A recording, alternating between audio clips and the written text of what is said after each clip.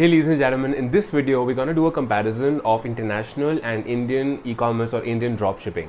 Now first of all, what is dropshipping? Dropshipping simply means that you're running an e-commerce business wherein you don't really own the product, you don't really have the product stocked, but you are going to be selling products that someone else owns, and that someone else, which is called a vendor or a supplier, is going to be shipping those products for you directly to your customers. Like, that's pretty much what dropshipping is. Okay, now let's talk about Indian dropshipping first. Now, what is Indian dropshipping? Indian dropshipping simply means that you're selling in India, you have a store, you have some products in there, and you don't really own these products, but you've got photos of these products and you know where these products are available or who has these products.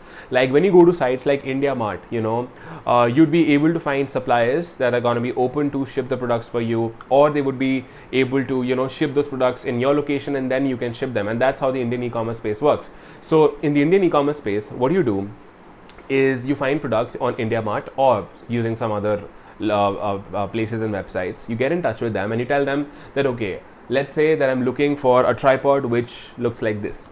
Okay, so this person is gonna tell you, okay, fine, you're gonna have to place a minimum order of these many pieces, like 100 pieces. So you pay the person for the products, they come to your warehouse, and then you run ads. By ads I mean you run Facebook ads, Google ads, Instagram ads, or you simply just send customers. By customers I mean traffic to your website, so that someone comes and buys your product. Right now, when someone buys your product, you will tie up with the shipping companies, we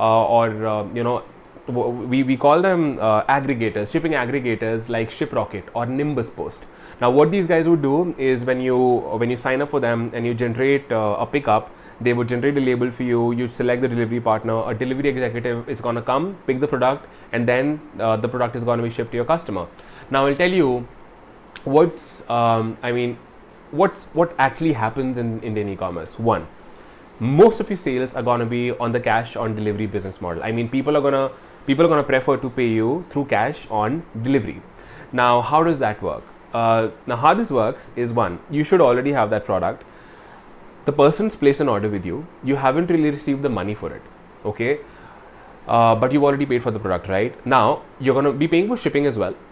Cool. The product gets delivered.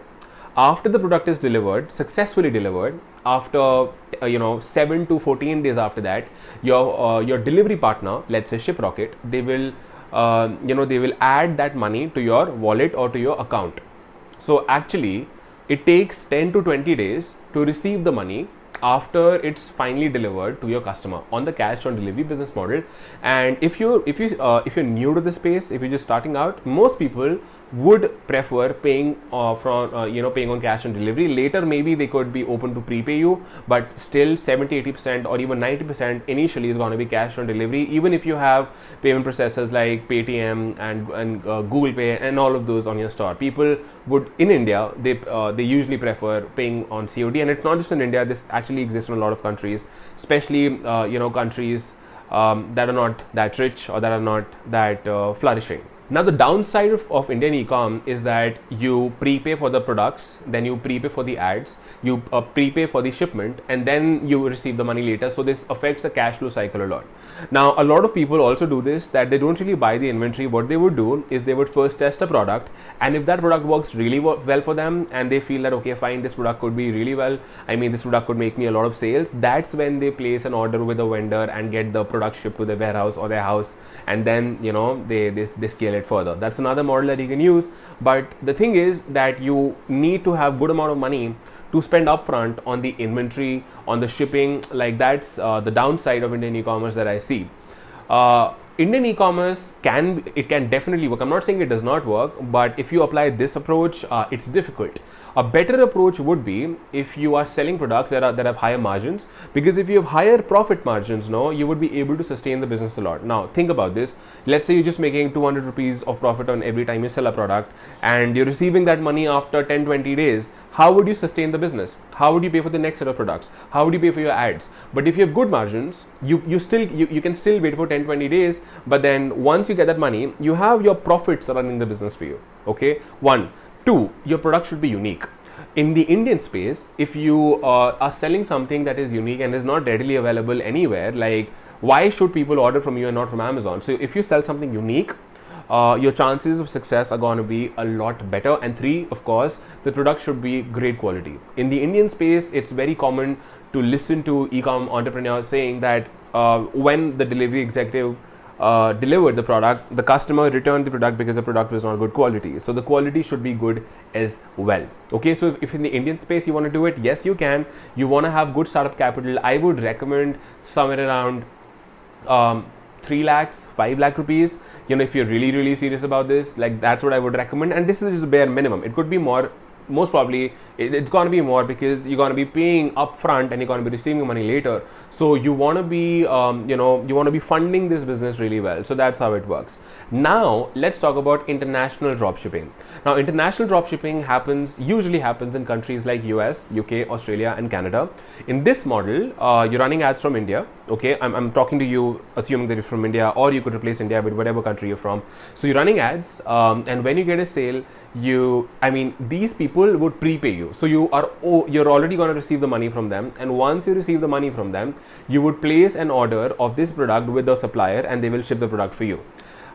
These countries, they don't really, they don't really mind paying you upfront because the laws in these countries are so strong that if they prepay you and you scam them, or if you don't ship the product, they have an option to file a dispute on the payment processor like PayPal or with the credit card companies. They could just call the credit card companies and say, I've not really received it, so a chargeback is applied. So payments are pretty safe for these people, so they would prepay you. So as long as you're running a legit business and you are going to be shipping your products, which of course you should, you don't have to worry about it. The cool thing is that you've already got the money. You've gotten the money and now you can actually pay for the product and shipping. So you're not actually paying money from your pocket, which was the case in the Indian e-commerce example that I gave you. 2, you can control the quality here. So if you ship cheap quality products from China, not recommended. Rather, you should be shipping good quality products like t-shirts. There's a model called print on demand that I've been doing myself for the last 4 years, more than 4 years now. In this model, you tie up with fulfillment partners or suppliers from US, UK, Australia, Canada. Let's talk about US. You tie up with a fulfillment company from US, and when you get an order, they would print a design on your t-shirt or whatever product you're selling and ship it for you. The cool thing is, when you indulge in models like these, the quality is very good because the quality standards in countries like these is very high. 2, the delivery time is going to be really low, especially if you compare that with shipping from China. So if shipping a t-shirt from China is going to take 30 days, in US it's just going to be delivered in like 4 days, 5 days, 6 days. So your customers are going to be a lot happier, and most probably they're going to give you more business. Your payment processors are going to be happy. Your Facebook is going to be happy with you. Your page score is going to be good. By page score, I mean people are going to be giving good feedback on your Facebook page as well. So it's really these kind of things really matter when you're running a business and when you want to be running a business long term. So that's my honest feedback on Indian e-commerce and international dropshipping. I'm not saying that which model you should be going for. It's totally your choice. But if you are someone who really wants to build a brand here in India and you have your own products, or you want to be going for something long term, which I highly recommend, don't just get into e-commerce to make a quick buck. No. You should be getting into e-commerce thinking that I want to be building something long term. So if you want to do it here in India, great, you can. But remember, you want to be building a brand. The product quality should be superb, and your profit margin should be very good. By profit margins, I mean that you shouldn't be making 20-30% on every sale you make. So if you're selling 1,000 rupee product, you should not be just making 200-300 rupees in profit. Your profit margin should be at least 500 rupees, 600 rupees, which means 50, 60, 70, 80% on the selling price. Now, does this mean that you should sell your products for a higher cost? No. This means that you want to be selling products that are not easily available, or you want to be branding them and they should be super quality so that you can command higher prices. Okay. 2. International dropshipping, which means doing print on demand, is a model wherein you don't really invest that much money up front. I would recommend you guys to go for a startup capital of like 50,000 rupees for the first month, and then you should also have a recurring investment of 20 to 30,000 rupees if it's needed. So don't really get into e-commerce if you don't have an income source, because there are no guarantees that you're going to get profitable within the first month. You might need more money because it's a business after all, right? But it's totally going to be worth it. So and then start with selling t-shirts using apps like Printify or Printful or spod.com Dropshipping.com. You could be going with any of these apps, connect your store to these apps, research designs, run Facebook ads, send traffic, and that's it. For us personally, we love doing print on demand, and that's exactly what we've been doing for the last 4 years. We've been able to cross more than $4.5 million in our own e-commerce, in our own print on demand e-commerce businesses. And the cool thing is that I also own a coaching company called Digital Dukandar, which is 2.5 years old, and since 2.5 years, we've helped more than 13,000 people go live with their e-commerce businesses.